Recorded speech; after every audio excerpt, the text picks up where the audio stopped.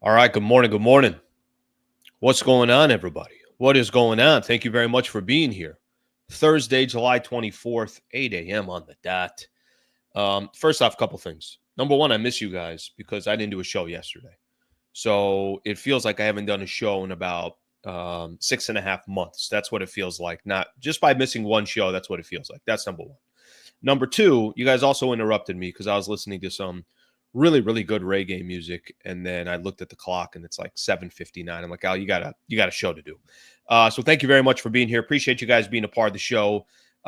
We got a fun show lined up. Busy show today. If you miss a day, then you got a lot of topics that are waiting for you, and I certainly got a lot of topics waiting for me. Um, First time part of the show, appreciate it. If you're here every morning, awesome. If you're here and there, whatever the case is, however you consume this channel, I appreciate you guys being here. Please subscribe to the channel. Closing in close to 33, something like that. Something along those lines. Please subscribe to the channel if you guys don't mind. If you got some comments in here, I'll read them before we get the show started. Let me give everyone a quick rundown of the show, give everyone an idea what we're going to be talking about today. Like I said, certainly got a little catching up to do with some of the topics that are out there. Cheers to you, whatever you're drinking this morning. I got my nice cup of coffee, cup number 2 right now. That's where we are. I'm apologizing to nobody. I need 2 cups today. I'm gonna go for 2 cups. All right, here's what we got for the rundown. Marcus Smart did his presser yesterday. I got some takeaways from that. About 3 things that I think were that came away from the conversation with Marcus Smart. What he brings to the table. I think Luka recruiting. And then I think there's a little bit of a LeBron angle to this as well. So we'll spend a little bit of time on that. Luka extension, all signs pointing towards Luka extending. I'm going to play some sound from Dave McMenamin, who's a friend of the show. Dave reporting that nothing really to worry about. And then I listened to Kendrick Perkins talk about how expect an MVP type of season coming up from Luka.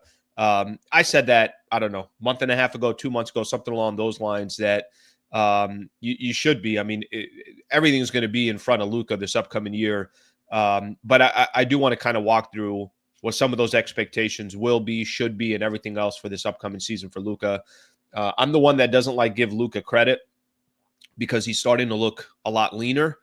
And then I saw a couple photos of Luka recently. I'm like, looks pretty lean. Maybe I should start giving him some credit. Luke obviously getting ready for the Euro basket that he's going to be involved in, the Euro League that he's in. So him and a lot of these other greats around the NBA are going to be representing their country. LeBron's offseason. I'll talk a little bit about LeBron's offseason. I saw something this morning on Hoops Hype. To be honest with you, I feel like every story that came out about LeBron in the offseason, not that many positive stories for LeBron. Instead of kind of celebrating the 23 years, I think there's a lot of finger point or towards LeBron, or why is this happening, or why not, or LeBron being passive aggressive towards the Lakers, whatever the case is. We'll talk about LeBron's offseason. Jordan Goodwin has found a new home. Dalton Knecht trade value is going down. Sammy Long's going to join the show. He does every Thursday. Then, oh, that's right. Look at that. I'm already putting a weekend preview on a Thursday. Hold off on that weekend preview, but I'm a day too early on that one. And then we'll call it a day on the show. So thank you very much for being a part of the show. Appreciate you guys being here. Please subscribe to the channel, and let's take a look at some of your comments here. Quick quote here. This is what Ocean Breeze does. This is the way Ocean Breeze has found his way to be a part of it. Courage is a love affair with the unknown. I like that. All right, let's get another one here. Working out, listening to Slee, healthier body. Sup, brother Slee. What's up, brother? I gotta, is there room in that gym for me? I gotta start getting in that gym a little bit more. Please no LeBron talk today. Mute me when I talk about LeBron. You just mute me. You got control of the volume there. If I'm going too much, then just mute me. That's all you got to do. All right, let's see what else we have here. Tim wasn't trying to hurt your feelings. He was being honest. Okay, I think that was from Tim Bontemps being critical about the Lakers. I got there were some off-season grades that were thrown out there as well from Yahoo Sports. And I was actually a little surprised how bad the count or how bad the grade was for the Lakers. So I got that I could break down as well. All right, let's get the show started. Let's get this bad boy started. So Marcus Smart did his presser. I don't think it was yesterday. I think it was the day before, but I haven't got a chance to react to it, so I'm going to react a little bit to it as well. I thought there was a few storylines that came out of the Marcus Smart presser. I thought there were a couple angles that we can definitely hit on, and some quotes that I want to read from Marcus Smart. Let's do this first. How he's going to help the Los Angeles Lakers. I think maybe there's an overreaction. I don't think there is. I think Marcus Smart's going to be a good player for the Lakers. Now, the biggest question is going to be if he's healthy. I think he'll find a way to be an asset for the Lakers. I think they need a player like him. I think you're getting him at a wild discount because he got bought out by the Washington Wizards. So I'm excited to see Marcus Smart on the Lakers. I'm really happy he picked the Lakers. I think the question is just going to be his availability. So we've all kind of already hit on that. It's his availability that's going to be the biggest question mark. As long as he's healthy, then I think he's going to have an impact for the Lakers. Now, if you want to make a case, Allie hasn't been healthy in a couple of years. That's not the same Marcus Smart that was in Boston. That's fine. Completely. You have every right to make all those arguments. But I'm going to let this year play out. Let's see how Marcus Smart, this is going to be a new situation. And, for him, it might be his first chance to kind of get back to competitive basketball and see if he can be a real asset on a team. And obviously, he's going to get a chance to do that in a final year of his contract. We'll see what he does. So here are a couple quotes I took from Marcus Smart from his presser that he had. He was asked kind of about his role on the team. Just to be me, come in and do what I do.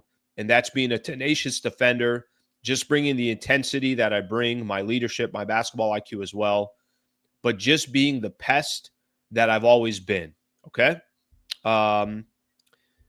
Here's what he said about how he stacks up or how the Lakers stack up against the rest of the Western Conference. I think the other part of this as well, he knows he's walking into a Western Conference where it's going to be wildly competitive. Not even just, did you make the playoffs? Did you not? But there's, you can name off 8, 9 teams, 10 teams that are probably going to be really competitive this upcoming year. Let's say, okay, let me just kind of go through this real quick. Houston, Denver, OKC, Clippers, Minnesota, Dallas. Who am I missing from a really competitive perspective? The Golden State Warriors. I think San Antonio will be competitive. That's 8 teams right there, and I'm probably missing a couple right off the top of my head here. That's 8 right there without us doing anything. I count the Lakers. That's 9 right there. I think here's what Marcus Smart said about the West. I think we stack right up there with the best of them, and I think we can compete. Our ceiling is high. I think there's no ceiling. I think if we all lock in, come do what we're supposed to do, we can have a really good shot at it. Talked about how he's really motivated and ready to go as well, and kind of basically talked about everything happens for a reason, and here he is full circle playing for the Los Angeles Lakers. Okay. Some things he's supposed to say, some things not too shocking or surprising or anything like that. But his expectations, I think, for this upcoming year, I don't think I have expectations from Marcus Smart that he's not going to be a factor for the Lakers. I'm not telling you he's going to go be an all-star, but I think he's going to be a factor. So there is kind of Marcus Smart's expectations about himself, his fit with the Lakers. I think another storyline that came in out of the presser that he had is how Luka Doncic was recruiting him. And I've talked to you guys a little bit about this, that I thought that was important. I thought that was key. Let me read a couple of the quotes here. He said specifically about Luka. He says, when you get a guy like Luka calling, checking in on you, trying to see where you're at, to see if you want to come join something special that he's trying to cook up over here, for him to say that he can really use my help, that meant a lot.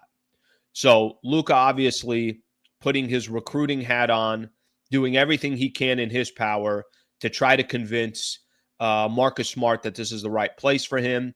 And if he does come to the Los Angeles Lakers, he certainly has a spot on the team where they can potentially do some damage together. So Luka putting on the recruiting hat and, certainly recruiting. I've kind of said this to everybody before, and this is going to lead a little bit to the Luka extension conversation. But I've said this before, and I don't think it's too big of a shock. A couple days ago when I did the show, I think it was on Tuesday, maybe it was on Monday, I was talking about how there has been so much chatter around whether it was Luka, whether it was Luka with DeAndre Ayton or now Luka with Marcus Smart, however you want to look at this. But a lot of the conversation that's been there has been Luka. I don't think there really has been much. There hasn't really been all that much that you can take away from Luka thinking that, is this guy going to sign an extension or is he not? He's recruiting other players. He's putting out, on messages when the Lakers changed ownership or in the process of changing ownership that he wants to win championships, and he's excited to work with Mark Walters and his team and excited to continue to work with Jeanie Buss. He's given every single indication that he's going to be a Los Angeles Laker. But I think when you start looking at specific individuals, conversations he's having behind the scenes, and the conversation he had behind the scenes with Marcus Smart was, come join the Lakers and let's see what we can do together. Obviously, they're going to need a lot more help, but Luka obviously recruiting. So those are two takeaways that I took away from the Marcus Smart presser that he had and his introduction as a Los Angeles Laker. The third takeaway, which I'm going to tell you guys right out the gate here, this is, I think, the part of just being a little bit dramatic. Okay, he was asked, has he heard from LeBron? Marcus Smart also said that he is yet to hear from LeBron James. Now, I did see a quote here from somebody else, HoopsWire, that James and Smart haven't been in touch yet because he's on vacation, as in LeBron James. He's on vacation. Calm down. This is from HoopsWire. LeBron is allowed to enjoy summer. He doesn't have to be about the Lakers and basketball all the time. He'll connect with Marcus when he's back. I don't really care about whether he connected with him or not. But I just think the piece of, well, he didn't reach out to DeAndre Ayton as well, and now he didn't reach out to Marcus Smart. It just kind of falls into the narrative of what this summer has been so far, I think, for LeBron. And what I mean by that is a lot of storylines around LeBron, I feel like this summer, they've been interesting, to say the least, right? Like they have. I mean, and I'm not going to spend too much time on this, but here, if I said, tell me about LeBron James' offseason and tell me about Luka's offseason, just the two, as far as storylines around the media, I would tell you, here's Luka's offseason. He's committed to the Lakers. He's getting in shape. He's recruiting other players to be on this Los Angeles Lakers team. And there's a good chance he's going to sign his extension maybe in the next, as early as August 2nd, but at some point he's going to sign some type of extension with the Lakers. And I'll get to that in just a second. Now, if I told you, give me the offseason for LeBron James. Offseason for LeBron, he opts into his contract. The Rich Paul puts out the statement that confuses everybody. He's like, is LeBron going to be a Los Angeles Laker? Okay, is he going to be a Laker to start the season, but maybe not a Laker by the time the trade deadline starts? Is this it for LeBron James and the Lakers? He didn't go out there, and it doesn't sound like he was active in recruiting DeAndre Ayton. It doesn't sound like he was active in recruiting Marcus Smart, whether that's accurate or not accurate, whatever the case is. It's just the narrative. That's it. There's the narrative of Luka so far this summer, and there's the narrative so far with LeBron this summer. It feels like Luka's pulling the rope. Now, Luka's also 26 and probably being told by ownership, we love you. You're the greatest. Sign that extension. We'll do anything you want. Luka's like, cool, I'll pull this rope in the same direction as the Lakers organization. LeBron is being told, hey, this might be it for you. This might be the final contract that you get with the Los Angeles Lakers. We still love you. You're still great. You're great for business. You're one of the greatest that ever did it. But we're not sure about this, after this 8th year with the Los Angeles Lakers. And it don't sound like the Lakers are pulling the rope in the same direction with LeBron. It almost feels like both sides are pulling the rope in the opposite direction. That's just the way that I've taken the offseason when I talk about both of these players. One player, obviously, that's the future. They're all in. The other player feels like he's on his, obviously on his way out, and that conversation is a little bit different. I'm not talking about what's right. I'm not talking about what's wrong. I'm not telling you that all these reports are probably accurate. I'm not saying any of that. I'm just saying that there's two different narratives when you talk about both of these players in the offseason. So those were a couple things that I noticed from the presser, and one thing that I did want to take out from in regards to that. We're going to talk Luka extension here in just a second, but let me look at some of the comments here, and then we can go from there. Opposite direction sounds dramatic. You might be right. Maybe it's the Lakers pulling the rope and LeBron standing there like, well, I'll pull the rope once October 1st rolls around and training camp starts. I'm going to be there, and I'm going to be obviously trying to help the Lakers win. So, all right, let's keep going here. Let's go. Now it's Rich Paul letter. No, it's Rich Paul statement that he put out. LeBron is in the Hollywood Hogan phase of his career. Here's the problem with that. He's still really, really good.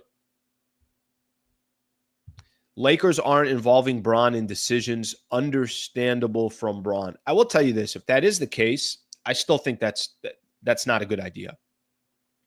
Even if this is LeBron's last season with the Lakers, I don't think you box him out on all these decisions. No. I still think you involve LeBron in everything. LeBron, here's what we're thinking. What do you think?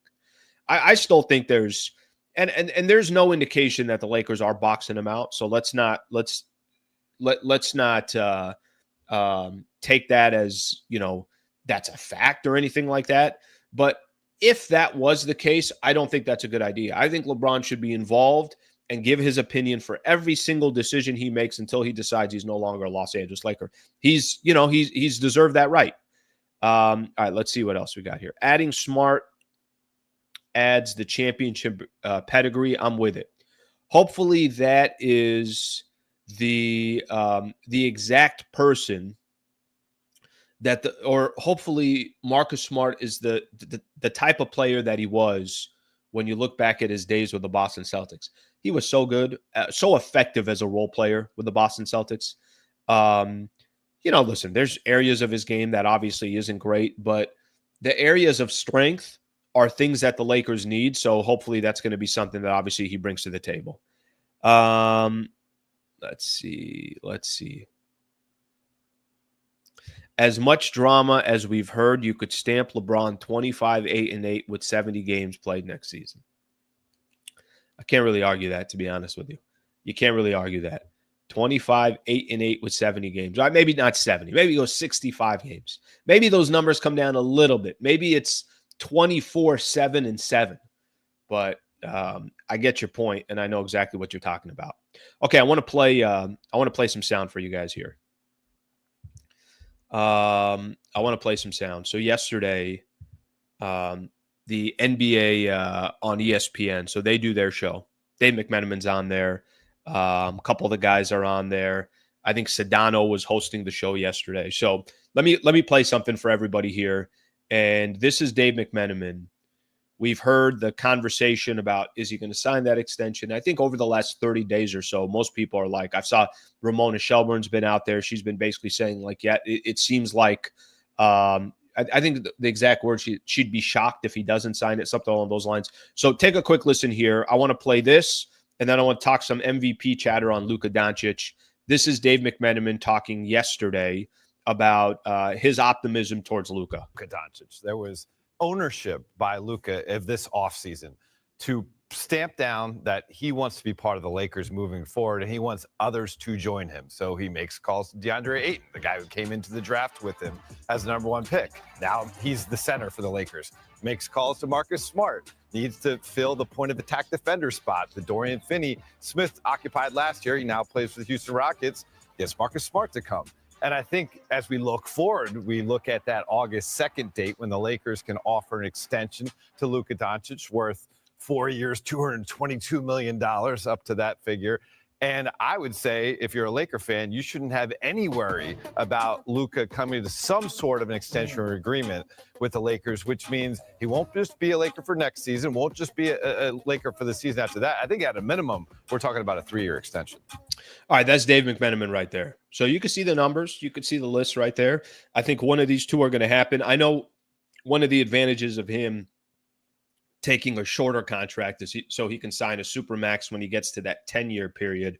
So whichever extension that he takes, I probably think, maybe there's more of a chance he takes that 3 years, 160. We'll see what happens. I mean, just think about that. Imagine somebody writing, you're signing a contract, 3 years, $160 million, or you could do 4 years, $222. Luka's going to get his money, but certainly Dave McMenamin, and I think a lot of people out there there's a similar theme.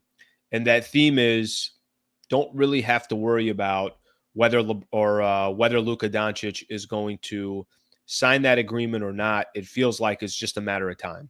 So I think just from that perspective, because I've seen some people in the chat, hey, Al, you know what? They haven't done enough. Why would Luka sign based on what the Lakers roster looks like? Or why would this happen? Or why would that happen?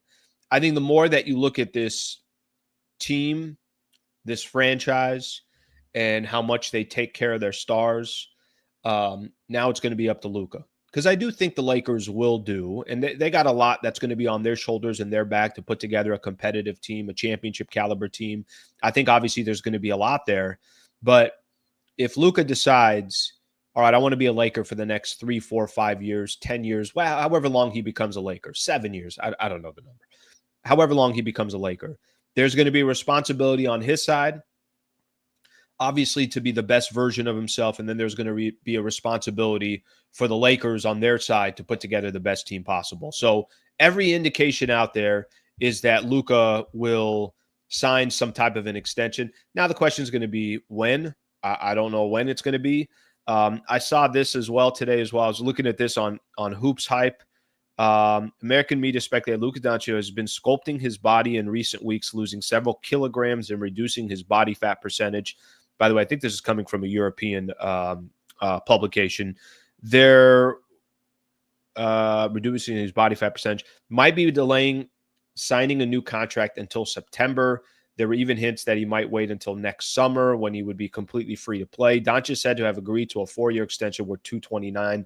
So anyways, we're seeing some different reports out there. But I think what nobody's saying is he's not going to sign that extension.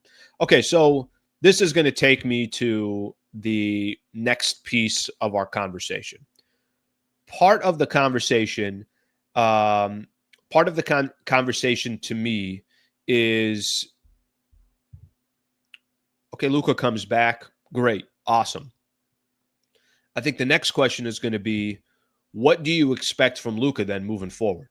And what kind of season should we expect from Luka? I've said this, and I do think there's a little bit of, there has to be. How can there not be some personal chip on your shoulder from Luka Doncic the way last season played out? How can you not look at last year and say to yourself, I got a lot to prove. I don't care what I've done in the past. I don't care that I got to the NBA Finals. I don't care what I did in Dallas. I don't care about any of that stuff. I got a lot to prove personally because of how I was kicked out of Dallas or how they decided that I wasn't good enough to be a part of that team. You can label this a number of different ways. And we've had a little bit of a conversation. I know we've talked a little bit about this as well. I've talked a little bit about how I think you're going to see probably the best season you've ever seen from Luka coming next year. But it's completely up to him, and it's up to him how he kind of views the way he was treated last season and what he's hoping to become with the Los Angeles Lakers moving forward. I could tell you this, and most people on here know, for the Lakers, it's kind of really simple. If you want to be remembered in Lakers history, then you won a championship or you did it. And that's it. As great as Pau Gasol was with the Memphis Grizzlies or whatever the case was, really his name in the NBA is because he teamed up with Kobe and they won championships. Guys like James Worthy, guys like, go down the list. I'm not even talking about the Kobes and the Shaqs and some of these. I'm just talking about in general. Anthony Davis everyone would have had a really, really, really bad taste. Laker fans would have had bad taste in their mouth about Anthony Davis. If he never won a championship, but he won one. Same thing with LeBron. He won one. That's really what's going to come down to for Luka. So again, on NBA Today, I'm going to share another one here because Perk basically kind of gives his expectations of what he's expecting specifically from Luka Doncic, and he's talking about it, obviously, from being one of the best players in the NBA. Take a quick listen to Kendrick Perkins. To win the MVP next season. This is the type of start this over. I'm betting on Luka Doncic to win the MVP next season. This is the type of commitment that I want to see from a great player like Luka. I want to see the videos of him working out. I want to see that he's taking accountability for his losing weight and getting in shape. I want to see him being committed to the organization and to his franchise and to his head coach by reaching out and getting players around him. You talk about getting DeAndre Ayton. They got him, right, a center that he needed. They also went and got a guy, Marcus Smart, who they haven't had a primary defender like that on the wing since Alex Caruso. And now all of a sudden, Luka is saying, I'm ready for this season. I took the disrespect from last season with the Mavs trading me. I'm holding myself accountable. And all the greats in the history of greats have went through some type of adversity or went through some type of thing throughout their career where they had to have an accountability point, and we're seeing that through Luka right now. All right, so you guys, you love Perk, you hate Perk. It doesn't matter to me. It's more his opinion, because I saw some people on here that whether they're a big fan of it or not, I think what Perk said right there, no, I think he's accurate. I do think there's this upcoming season. I think there are expectations for Luka Doncic to be top 3 in the NBA. I think there's expectations for Luka every single night for people to be like, did you see Luka's night? Do you see where the Lakers are heading? Do you see how late Luka is carving up teams? If Luka is to kind of rebound off of whatever happened last year, and it wasn't just even him leaving Dallas. I think there was also a lot of Laker fans that were sitting back saying, dude's not in shape. Is this guy committed to winning? He's got to be, you're accustomed to watching certain players being the absolute best of shape. Use LeBron as an example. Have you ever looked at LeBron and said to yourself, yeah, I don't know if LeBron's body is ready for this upcoming year? That's never been the case. And we can make excuses for Luka. We say guy's coming off an injury. Maybe he came back a little bit too soon. We can do all of that. But I think there's a piece of what Perk is saying right there, that the expectations is this upcoming year. If I told you, hey, give me the top 5 players in the NBA, we can't get past 5 without mentioning Luka. And if we get past 5 mentioning Luka, then Luka's not having the type of season that he's supposed to be having. And then if you want to say, give me the top 3 MVP candidates for this upcoming season, it's going to be crowded. Think of the names that are going to be there. Shea's going to be there. Nikola Jokic is going to be there. What do you got? 1 spot left? Is it Giannis or is it Luka? That's the caliber of players that Luka is going to be challenging with to win MVP. And I get it. I'm not telling you that winning an MVP is more important than competing for an NBA championship. But what I am telling you is, for Luka Doncic, the player that they traded for, that got very, very fortunate to kind of fall on their laps for the future of this franchise, he's got to be a top 5 player this year, and there's got to be no question about it. And he should be in that conversation as the most valuable player in the NBA if he has the type of season everybody expects him to have. He can't do it all on his own. I'm not trying to make the case that he can. That's not the point of the conversation. By no means is it the point of the conversation. But he is good enough and hopefully driven enough and hopefully in a new location with a new franchise where he knows expectations are always absurd, and we'll see what he brings to the table this upcoming year. All right, let's read some of the comments here, and then we can go off of that. Let's see. LeBron is already helping Luka. Seems like he's in better shape than he's ever been there. Well, listen, if you need an example of looking in shape, yeah, definitely go to LeBron, because that man obviously has never put himself in a position where he wasn't in shape. Need to pass down all his secrets. LeBron needs to pass down all his secrets over to Luka. We'll get into a little bit later. I don't even know how much I'm going to get into it, but we'll get into it to an extent. That Jeff Teague stuff is a little wild. All right, I don't know if some of you guys saw that Jeff Teague stuff. So we'll get into that a little bit later in the show. Jeff Teague's clear up some of his stuff, clear up some of his words. Okay, so let me do this a little bit later in the show. We'll look at that. I did mention I'm going to have Sammy come on the show. Before I do, I just got a couple quick things I just want to mention. Jordan Goodwin. So part of the Lakers, I think some people thought I was making too big of a deal that losing Jordan Goodwin. I like Jordan Goodwin. I like his game. And I'm not surprised at all that as soon as the Lakers basically waived him, the Phoenix Suns are reuniting with combo guard Jordan Goodwin via waivers after the Lakers cut him this past week, reports ESPN Shams Charania. So Jordan Goodwin found a home very, very quick.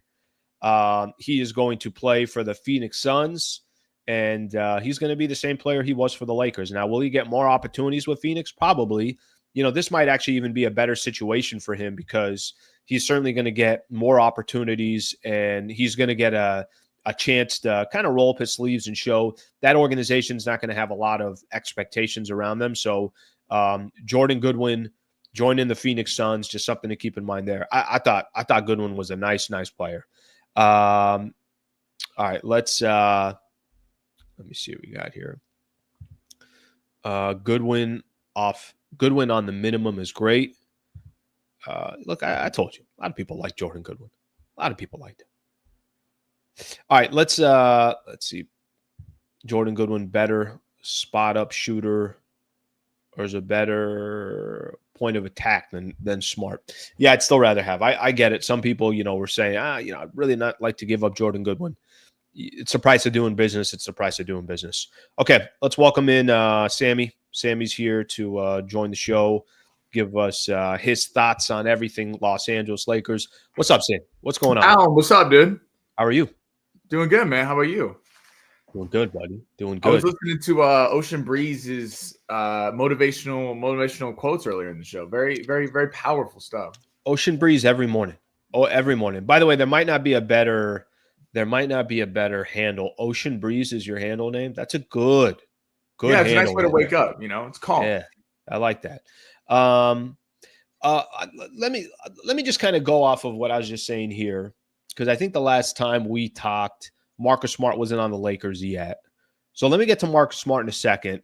Lakers lose Goodwin. Is it just me, or were there a lot of Laker fans that they kind of liked what Jordan Goodwin brought to the table?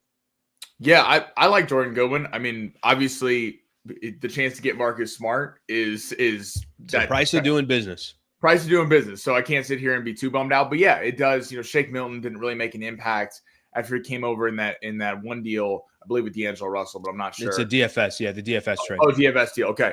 And then Jordan Goodwin was a nice defender. He had some nice moments offensively. I was kind of surprised in the playoffs. I felt like that they didn't go to him a little bit more. 100%. Couldn't agree with you more. Really based on name value. I feel like that's when JJ Redick showed how young of a coach he was.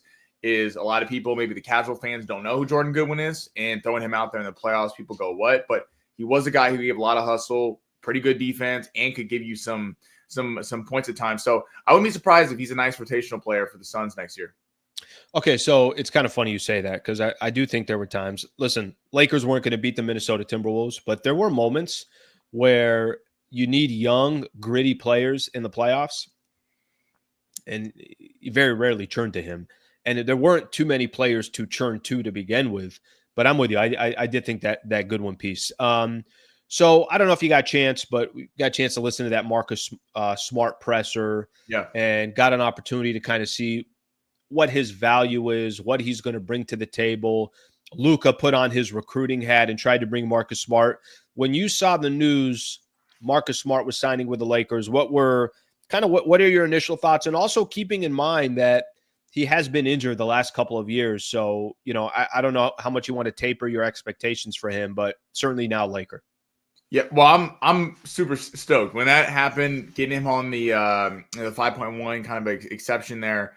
I mean, he's a huge player, and he's a point of attack defender, something that the Lakers have not had in recent years and have had in Jared Vanderbilt, but it's hard to really rely on Jared Vanderbilt because he hasn't been on the floor that much. And super one-sided. Right, and that is a problem with him. Is it's like you literally are playing 5-on-4 on offense. On the other time, Marcus Smart, even though his three ball has been in question at times, can score and was a little bit of a scorer in Boston. I know the last couple of years with Washington and Memphis, but some of the injury stuff I think it's blown a little bit out of proportion. It's like if your agent tells you you're playing for the Washington Wizards or Memphis when Ja gets suspended and all this stuff, if your ankle hurts, I don't know if I'm playing, considering that I'm going to be a 30, 31-year-old player who's going to try to get a deal. So I think some of that was blown out of proportion a little bit. And when you're on bad teams, I think it's tough to motivate, especially when you're coming from a team in Boston that was perennially in the top of the Eastern Conference, in the conversation every year. Just seeing him at the presser, look, he seemed very excited to the point that Luka wanted him bad. I mean, I'm just curious if this kicks Reeves out of the starting lineup, if it kicks Rui, if he starts, like, because there's a thought to, like, Luka wants to bring the ball up, but do you let Luka kind of play on the wing and just be a scorer, Austin Reeves, and let Smart just be the point of attack defender? But the only thing that concerned me is that you do have two injury-prone guys in Vanderbilt and Smart. Again, I think Smart's stuff's a little blown out of proportion, but I think if he's there, that's a big-time player for the playoffs. Yeah, so I think there's a couple things to that. I think the piece of you're going to be wildly motivated for the Lakers for financial reasons, for your career. Kind of same thing with DeAndre Ayton.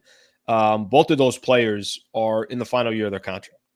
So, Marcus Smart doesn't have the luxury this upcoming year to be strategic. It's like, I got to give this might be my next ticket to another contract, or it's going to hurt me. It's going to hurt, the rest of my future in the NBA. I still think there's a home for Marcus Smart, but if he had that luxury in past places, he's not going to have that luxury of the Lakers. This is it for him. This is a very important season for him. And I think to that point, this could, like, the sense of, there's reports today, it doesn't sound like LeBron's being traded. It looks like he's going to be here, and that was kind of all just going around the offseason. But in a situation like the Lakers, where there's always a lot of doom and gloom, or they're the best team in the NBA, it's very, very, it swings in the terms of the media is extremely harsh on them, and rightfully so. It's Los Angeles. And when you're playing with LeBron and Luka, but really LeBron, there's going to be talk. If they get out to a slow start, there's going to be trade talk and all this stuff. Marcus Smart's a guy who's been in this league for a while and has played again on legit teams with legit players. And I feel like he's a good ad versus trying to get some young player that's like, maybe not equipped to deal with, like we saw Knecht last year. Knecht had some problems when he got traded. Now, I think a lot of people would if you get traded and then get pulled back. But like Marcus Smart's the kind of guy that's going to come in, an established player in the league that's not going to have to prove himself, and I think could really add to this rotation. It's got to be healthy. That's it. It's just got to be healthy. Okay, so we were hitting on another piece of this as well, and again, I think the fact that they added Marcus Smart, I hope I'm not trying to make it sound like, hey, watch out for the Lakers. They're top 2, top 3 in the Western Conference. I don't think anybody's making that case, but I do think he's a good addition. What's your expectations? I played a clip. Kendrick Perkins was talking about how, he's going to expect Luka to have an MVP caliber season this upcoming year. And I do think there really, really is kind of a expectation coming in this year. If you want to give Luka the free pass last year, gets traded midseason, no idea what's going on. The roster is wildly flawed for the Lakers. Now there is no surprise or shock. He can work obviously on his body, be ready to go for this upcoming season. What's your expectation? What are you expecting from Luka this upcoming season? I don't see him being a player that's worse than top 5 in the NBA. I'd be disappointed if we're having a conversation and he's not top 5 in the league. And I think he should be a part of that MVP chat. What do you expect from him? I agree with that in the MVP conversation. Certainly, I think if you throw a bet on him, that would not be a bad bet, because last year was so weird. Not only do you get traded in the middle of the year, he's hurt when he gets traded, so he's still out for a couple weeks. Then LeBron's hurt for a little bit. The whole team was getting hurt at random times, and then it's like there's no chemistry built. The Lakers are going on a playoff push. They're not able to kind of get chemistry, and then you're dealing with. I mean, that was one of the biggest. What had happened the week before Super Bowl? I mean, that was like not just a trade in the NBA. That was a like national storyline. If you weren't an NBA fan, international storyline. International, right? Mm-hmm. They were talking. I remember like being at the gym and they'd be on Good Morning America. Like that's how big the storyline was. Where I don't know if Kevin Durant gets traded. That's the same thing. That was just an odd situation. Obviously, it was great for the Lakers, but yeah, coming in this year, you expect highly motivated. You see the pictures of him in Greece where he looks all cut up, yoked out. And I know you're gonna have a problem with the with can I tell you something funny? So that has been my theme. My theme is like, I'm not going to give a professional athlete whose job is to be in shape. I don't want to give that person credit, right? Yeah. And then I saw a couple of the photos in the last day or two. I'm like, holy Jesus. Like he actually looks phenomenal out there. He's been hitting the ab machine at the gym. That's it. That He has an ab roller. You're too young. You don't know what an ab roller is. They used to sell, Sammy, they used to sell these things. When I was a kid growing up, they used to sell these things. It was like an infomercial, right? So the infomercial would come up. It's the same thing as like the ShamWow, whatever those are. They sell those infomercials that are, if you call right now. Yeah, exactly. They used to sell this thing called an ab roller. And every time I looked at it, and my dad bought one, by the way. He 100% bought one. Every time I looked at it, you just saw the most cut people ever. Yeah. And this machine was the most useless machine I've ever seen in my life. I'm like, yeah, that's definitely not from the ab roller. So I think Luka's using the ab roller. Are you the guy in the gym that sets up in the middle with the ab roller and just does it so everyone can see him? Get the full extension. Yeah. And I grunt too, just so if they're not seeing, they at least are hearing that somebody's working out very hard. Yes. Yeah. Yes. Hey, you got to let everyone know. Okay. You got to make sure everyone knows that you're in there dedicated. That's my personality. Everybody's going to know. All right. Real quick here. So I saw this article on Yahoo. Yahoo Sports put this out, and they were grading every team's offseason in the Western Conference. Okay.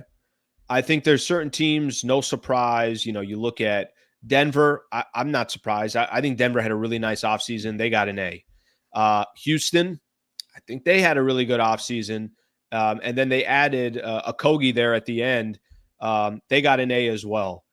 Clippers got a B, and OKC got an A. How did the Clippers get a B? What do you think they should have got? Well, they should have got a pass to a retirement home. I mean, they got Brooke Lopez, 37 years old, Chris Paul, who's 40, 32-year-old Bradley Beal, to a team that already has 36-year-old James Harden. I don't know. I think B is the right. I think that's the right grade. I think the Clippers got better. Now, listen, are they going to be healthy? That's a completely fair question. And you are right; they're very, very old. And I'm going to give you some credit here. I don't think any of us should be surprised if we're halfway through the season or close to the playoffs and they got some guys that are not available. It's going to be like, yeah, well, of course. But I know you can't win on paper. I understand that, completely understand that. But they got like 10, 11 guys that they can go to. That's the only thing they'll give them is they got depth.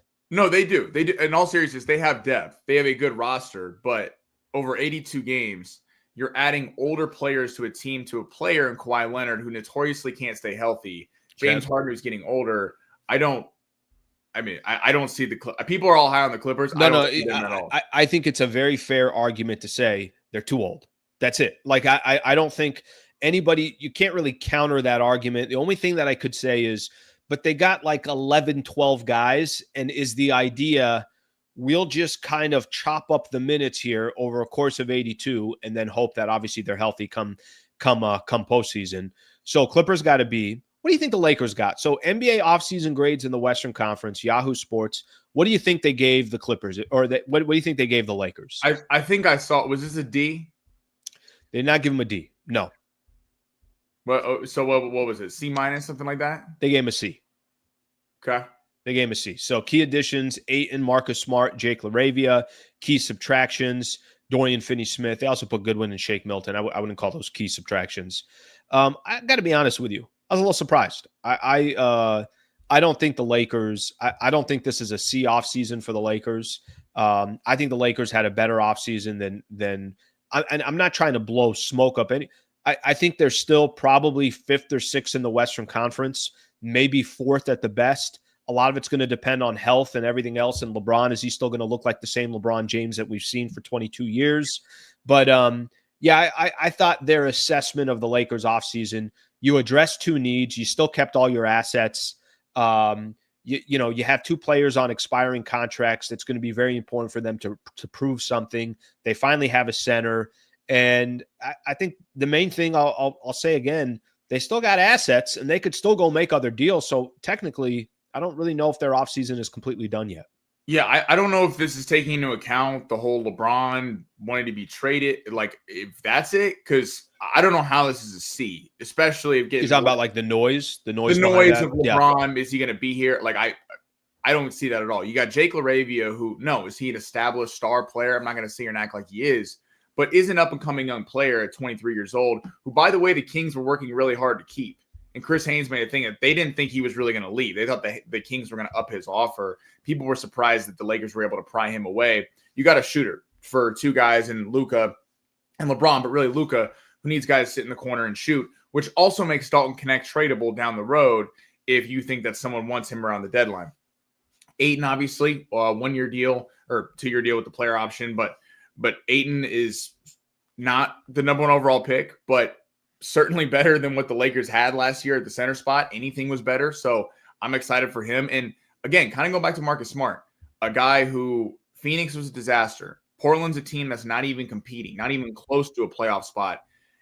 Like, now he's there with Luka and LeBron, and he's the 4th option on the team, but behind those two in Austin Reeves, he could have a really successful season. So I'm excited about Ayton. And then Marcus Smart at the end, I get they're not getting an A because you lose Dorian Finney-Smith. That's fine, and that is a loss. Dorian Finney-Smith and getting an A, like there should be a criteria of I think a B minus, something like that is kind of the right place to put the Lakers. Yeah, and I think more than anything else is they didn't get rid of anybody. They still got all the assets. You could say Dorian Finney-Smith, but I think they found ways to replace DFS. And there is a little bit of a big picture in mind in that contract. And everyone in the chat, everyone was watched the Lakers for years and watched them the year with Carmelo Anthony and Rajon Rondo and signing complete older players. I'm okay taking a shot on a guy like Jake LaRavia, who's young. DeAndre Ayton, I believe he's still only 27 years old. Marcus Smart's the oldest at 31. I mean, I like what they did. I thought it was a very well put together offseason for not having big money to go spend.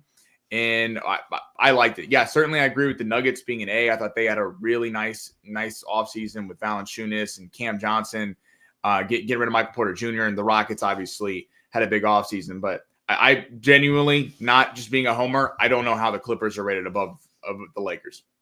All right, Lakers A, it's not just what they added. It's the fact that they were able to add a starting center and a point of attack defender without giving up any assets. The problem is, and again, these are articles. They probably give Lakers a C so they get more people to click on it. And then I talk about it. So maybe that's happening as well. But I think, if you're giving Lakers an A for what they did, well, what the hell happens if you actually have a really good offseason where you sign a couple of players, right? So anyway, so in regards to that, I see some people on here. As far as the Clippers go, I didn't want to see CP3. I'm good to go. Thank you very much for that. I heard that name be thrown out earlier. I've even said, I've said this a couple different times. We've had this conversation. Let me give Drew Holiday as an example. There have been some reports out there that maybe the Lakers have interest in Drew Holiday. And Holiday is, I think would be, obviously I don't need to explain this to anybody. He'd be wildly better than what CP3 could offer to the table. But I don't want Holiday either. I don't know if you looked at Drew Holiday's contract. The guy's got 3 years left on his contract, making you're going to have him 35, 36, and 37 years old. I'm okay off of that. I mean, and I think, like someone said in the chat a few minutes ago, the Lakers, I think everyone forgot, the Lakers were the 3 seed without a center in the Western Conference Finals in a super talented West. Yes, did it end the way that we wanted to? No, and they got whooped up on by Minnesota. So there's clearly problems with this team. So we're not saying that there isn't. But I think like the whole kind of just retooling around the edges and running it back with the same group was not the worst thing in the world, because I really wondered what this team could do if they had a full season to kind of get acclimated. So, but we'll see. Obviously, heading into next year. Okay, so couple things here. Damn, R.I.P. Hulk Hogan. Just saw this on what's that? Did that just happen? Yeah, it just happened. I think 10 minutes ago. TMZ Sports put this out there. Barstool Sports. R.I.P. Hulk Hogan, absolute legend. 1953 to 2025. Hulk Hogan dies at the age of 71. Damn, that dude was a part of a lot of people's life growing up. Hulk Hogan passes away at 71. Okay, I'm going to try to kind of transition here to a couple other things. We hit on the Luka stuff. We hit on the Marcus Smart stuff. I saw an article on here, and this isn't a surprise at all. I did a recap of the Summer League, and one of my main topics was Dalton Knecht was not, he wasn't impressive at all. There was a piece of this. Jovan was doing his show, and he was talking about how Jovan Buha was doing his show, and he was talking about how the trade value, I'll read the title here. Dalton Knecht's trade value has taken a massive hit. And I know that was part of a conversation that he was having. was not a good summer league for Dalton Knecht. And I'm not telling you that you should be teams out there should just look at summer league, but typically when you have a player in his second year in the summer league and he gets another opportunity to kind of show everybody that, all right, I'm a man amongst boys. I'm Max Christie in my second year in summer league. I was showing everybody early on, like, guys, these youngins, and there's only a year or 2 year difference between him and the other players. Yeah. They're not on my level. Clearly Dalton Knecht didn't show that. What do you make of Dalton Knecht's kind of just where he is right now with the Lake Show, where kind of the image of Dalton Knecht right now around the NBA and around the Lakers? Yeah, well, like, it's weird how, like, you see players like Bryce Sensabaugh and stuff like that like have these second year players and are dominating, and they weren't even like legit rotational players. Like Dalton Knecht was, I mean, the front runner for Rookie of the Year at one point early in the season until Jared McCain really took off down the stretch there, and then Stephon Castle, obviously. But Knecht, I saw that during the season. Yep. He was great on spot up jumpers when he, like, I'm going to mess the stat up, but basically when he was just sitting in the corner and didn't have to shoot off a dribble, he was like shot at a great clip. When he had to shoot moving during the three, when he had to shoot off coming off screens, he wasn't very good statistically through the season. And I think you're seeing that in the summer league when you're playing, guys aren't setting you up. These are summer league type players, and you're supposed to be the guy that goes and creates for yourself. And Knecht really didn't do that in the NBA, and he didn't do it in the summer league. So yeah, I'd be interested to see if he does play better. Obviously, when you're playing with Luka and LeBron, I wonder how much time he's going to get, though, because I could see them trying to up Knecht's trade value to try to move him at the deadline. They obviously felt free to move him for Mark Williams. Sure. Jake LaRavia is kind of a carbon copy of Dalton Knecht, and LaRavia is going to play based on his deal. So Knecht's going to get shot. You'd think that. I mean, he hadn't been the same since he got traded, and I get it. That's a tough thing to deal with. Even before that, he had a couple of months, and then things got quiet. It's going to be tough. To be honest with you, it just feels like this is going to end where he eventually gets traded, and I think probably his best opportunity is to get traded. I think that will also benefit him. Do you think LaRavia will get time over him? And do you think Knecht will get a legit shot? I think if you're asking me, if I'm JJ Redick, I'm definitely going to Jake LaRavia over Dalton Knecht right now. Definitely. No question about it, I am. But Knecht, listen, it's an 82-game season, and he'll get his opportunities. But the problem for him is he's not going to have this kind of long leash. I think there's going to be – I mean, maybe he will. It's not like the Lakers have crazy depth, and you are playing 82 games. So maybe in his second year, they'll try to find lineups where they can use him more. Some of the things that hurt him as well is teams are going to go at him.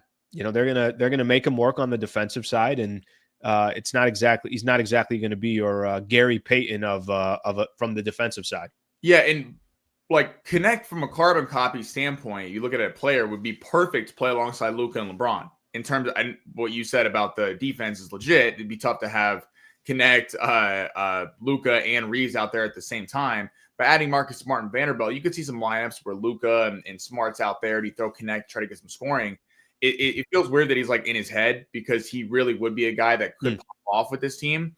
And I don't know that if, like, him going to a team, he went to a team that was kind of bad or just kind of bottom of the barrel. I don't know that, again, we're not seeing in the summer league him being able to create shots for himself. So if he can't do that with Luka and LeBron, I'm not out on Dalton Knecht. I think he could be a very good player in this league, but it is disappointing that, you look at that and like build trade value. He certainly did not do that in the summer league. Okay. I think final thing we'll just get into here, and then Sammy's a busy man. We're just going to go let him get about his day. I was talking a little bit about this a little bit earlier, and then I'll kind of transition to a couple things here. I felt like the perception of certain players so far in the offseason, the perception on Luka not even the perception, the storylines around Luka It's, hey, he's getting in shape and MVP caliber player. He's trying to recruit DeAndre Ayton. He's trying to recruit Marcus Smart. It feels like him and the Laker organization are in a perfect, they're locked in perfectly, and they're both on the same page. LeBron's storyline over the offseason has been kind of wildly different. Does all this just kind of go away in the next 30 days? Are we just going to stop having these conversations and there's no more conversation about potential trades, all that stuff? Or do you feel like the LeBron conversation will hang around the Lakers as we get closer to training camp and once the season starts? I think it'll die down for now. I saw a report before I came on that, like, after the Rich Paul comments of he's going to be here, he's going to report to camp, there hasn't been discussions of buyouts, which was ridiculous. Why would the Lakers buy him out?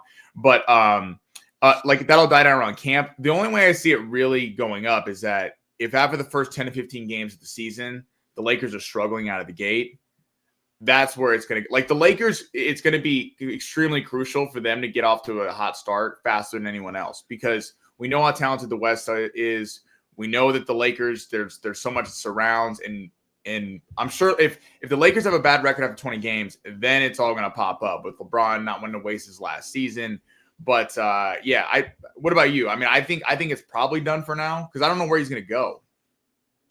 Yeah, I honestly, I think the conversation is going to hang around. I think it's going to. I think it's going to be around, and until you got, yes, depending on what happens during the season, that's going to tell a lot of it. Do they get off to a fast start? Are they struggling? If they are struggling, it will be a storyline. Like, I think that will continue. But until you get to the trade deadline and past it, I just think there's been too much created in the offseason where it's going to be tough for that to just churn that page. And who knows, maybe LeBron will make an announcement at some point. This is his final year in the NBA and he's retiring after the season. I don't know what's going to happen, but it's going to be tough to just pretend like the last 45 days didn't happen. And it's going to be tough to just pretend like that doesn't exist. So I think we're probably going to be running into this it's probably going to be part of the storyline during the year. Yeah, it's odd how, like, LeBron, like, we hear this stuff about, we think it's going to be his last season. Like, I think McMenamin reported that, but then he wants to play for a couple. Like, it's so odd. No one really knows. So no one knows. I agree with you. Because then we see stories out there about, his son, and does he want to play also with his youngest son? And so I'm with you. Like, I think there's nobody really knows what it could mean for the next couple of years for the Lakers. So we'll see. Yeah, we'll see. Well, I want the season to be here. Too much summer, Yeah, we got time. It's gonna be. We got NFL in the meantime, though. NFL's on the way. College football too. College football will be sneaking its way back in, so we'll get into that as well. Sammy, I appreciate it, brother. Thank you for coming on. Thank you for adding your insight. Appreciate your thoughts. All right, buddy. Alan, you're the best, dude. Thank you, everybody. All right, that is Sammy Long right there. Good work, Sammy. Go work, Sammy. All right, good stuff right there. It's funny. I'm looking at, and a lot of the comments here, most of them are on Hulk Hogan. So yeah, Hulk. We'll spend a quick second on that. I got no problem spending a quick second on that. Before I do so, I do want to talk a little bit about a couple of our partners here. But let me start off here with the Wallace firm. Shout out to Brad Wallace and the Wallace firm being a part of the show. Basically deciding that, hey, Al, you were on radio, cool. Al, now you're on YouTube, cool. I'll come join you on here as well. So been a friend of mine for about 5 years. Is an injury attorney. I just want everybody to know, if you're in the state of California and you run into a situation where it's a wrongful death case, it's a serious injury, a family member is going through something happened at work, whatever the case is, wallacewins.com/Sliwa, wallacewins.com/Sliwa. If you go to that website, you can get a free consultation. You fill out a form, get a free consultation, get the best in the business that can help guide you in the right direction. Like I said, he's a big supporter of the channel, supporting what we're doing here. I'd love to have any of our listeners who, again, I hope you're never in this situation or predicament, but things happen in life. If you are in this situation or predicament, I would love for you to give Brad Wallace a chance to at least see if he can help you and walk you through some of the steps in regards to, obviously a serious injury or a wrongful death case. wallacewins.com/Sliwa, wallacewins.com/Sliwa. You can go to that website, free consultation. I'm happy to make an introduction as well. You can always send me a personal email as well, and I'll try to help you out. All right, wallacewins.com/Sliwa. Let's get back into some of the comments here. I'm going to say this real quick because I think a lot of people are talking about it. They're talking about the Hulk Hogan. So for those who don't know, Hulk Hogan passed away age 71. Man, that's crazy. That's one of the, at least in my lifetime, one of the biggest names throughout my entire life. Everyone knew Hulk Hogan. If you were a fan growing up in the 80s or the 90s or whatever the case is, and you were a fan of wrestling, and kind of wrestling took off, and you had Andre the Giant, you had the Ultimate Warrior, you had Bret the Hitman Hart. If you were a fan of wrestling, obviously Hulk Hogan was as big as it gets. Passes away at age 71. Everybody's probably got some type of childhood memory or story. I mean, depending on how old you are, about Hulk Hogan in some shape, way, or form being a part of your life. All right, let's take a look at a couple of the comments here. I agree. Hogan had a huge event. Oh, okay. Part. I don't know all the details, to be honest with you guys. I try to kind of stay away from a lot of these stories. I usually see from that perspective, I usually see some of these athletes, and I just kind of, I don't try to, whatever their rest of their life is, I'm not going to know enough about it, nor do I want to know enough about it. Okay, let's take a look at a couple more of these comments here. And then I got a couple more stories, and we're going to call it a day. All right, I did the Yahoo Sports gives the offseason grades. Okay, a couple stories around the NBA here real quick. I thought yesterday this was so random. So Jeff Teague is doing his podcast that he's doing, and man, what kind of like a wild story. And Jeff Teague's got to come out and explain himself, to be honest with you. And I think he did for a quick second, but not much. But let me just kind of real quick here for those who don't know. Jeff Teague, they were talking about on the podcast that he does. They were talking about how, which LeBron James was better. This version in Cleveland, that version in Miami, this, that. And he's like, the version in Miami was the best version that he's ever seen. And then he goes on to say, he said they started testing for HGH and he had to sit out. He said his back was hurting and he sat out for 3 weeks, then came back skinny, basically making a claim that he was on HGH. He was on steroids. This is Jeff Teague and his, not me making this up, Jeff Teague, literally his comments on the podcast. And then he came out yesterday and put out on his Instagram story, y'all weird. I was joking about LeBron. He was just that dominant chill. I don't think, Jeff Teague, you're the one that's got to clarify your comments. Nobody said it. Nobody teed you up. You're the one that said it. Him telling everybody to chill. It's like all people were taking Jeff Teague, obviously a former player in the NBA. All people were taking was your comments on LeBron. So I kind of find his post, I'm like, that ain't enough. You got to go out there and explain a little bit more. But Jeff Teague did come out with a post yesterday and said, y'all weird. I was joking about Bron. He was just that dominant chill. I think Jeff Teague's got a little bit more explaining to do. And if, and by the way, you can still explain. He could go on and just simply say, listen, that's not what I was talking about. Let me explain exactly what I was saying. And it was just because one of the best players I've ever seen was LeBron in Miami. Go ahead and explain yourself. But I don't think any of his stuff in that podcast helped himself. I'm listening to his podcast, or this story started coming out. I was doing some research yesterday and I saw this a couple different clips there. So I'm like, all right, well, let me listen to his podcast. I listened to his podcast. I'm like, brother, you got to clarify something here, because there's nothing that you're saying here that doesn't sound like what you're trying to say. Then he came out with that post on Instagram. I don't know if he came out with anything else. I just saw yesterday, I saw that he had that post on Instagram. So that was a little bit of a wild story there. One other thing I got on Zach Lowe. Zach Lowe put something out there. He said, LeBron on the Lakers. I've heard it's kind of gotten quiet now after it was the talk of Summer League. There doesn't seem to be a clean solution either way. Everyone's saying we should expect him to be on the Lakers. That's my expectation. But I agree with you. On paper, there's a Heat trade that is not crazy for either team. Andrew Wiggins and Norman Powell for unhappy LeBron in January, and maybe some sort of pick swap. And maybe that's all it is, as crazy as that sounds, I think the Lakers, Khalil Ware has got to be in it. So it's not going to be going anywhere anytime soon. I think that conversation isn't going to go anywhere, and I think we'll probably still have that conversation, and we'll go from there. All right, let's take a look at a couple more comments, and we will call it a day. Teague already back, but that it's like, Teague, you said it. Nobody else said it.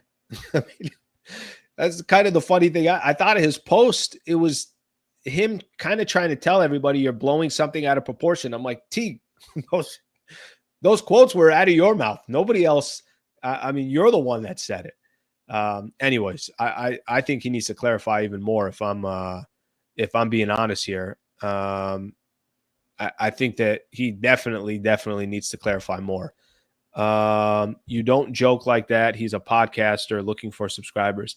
Yeah, I got to be honest with you. If that's your way of looking for subscribers, that's I don't think that's going to work long term.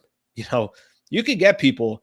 I could say something wild and outlandish on here, and maybe I gain some subscribers from it. But then it's not going to take too long for people to be like, yeah, I'm not sure I trust this guy. I'm not sure that I want to, be a part of what he's doing on a day-to-day. It's not a good long-term plan. Let's put it that way. So we'll see if he comes out and he says anything else, but that was kind of some wild stuff for him to say yesterday. All right, my people, that's all I got for today. Tomorrow, let me give everyone a quick idea what's going on for tomorrow. Planning for MT, Michael Thompson, to join the show. So we were texting each other a couple days ago, so trying to coordinate that. So Michael Thompson tomorrow is we're going to try to get MT on to join the show, and we'll talk a little bit about the Lakers offseason and go from there. Appreciate you guys being a part of the show. Thank you for being here. Thank you for hanging out. Shout out to our partners. Thank you to Brad Wallace and the Wallace Firm. Thank you to Lexus Santa Monica, Matt Unger over there. Shout out to Sammy Long for joining the show. Thank you to everybody being here as well. I hope you guys have a great rest of your day. Please subscribe to the channel. Thank you, everybody. Hope you guys have a great rest of your Thursday.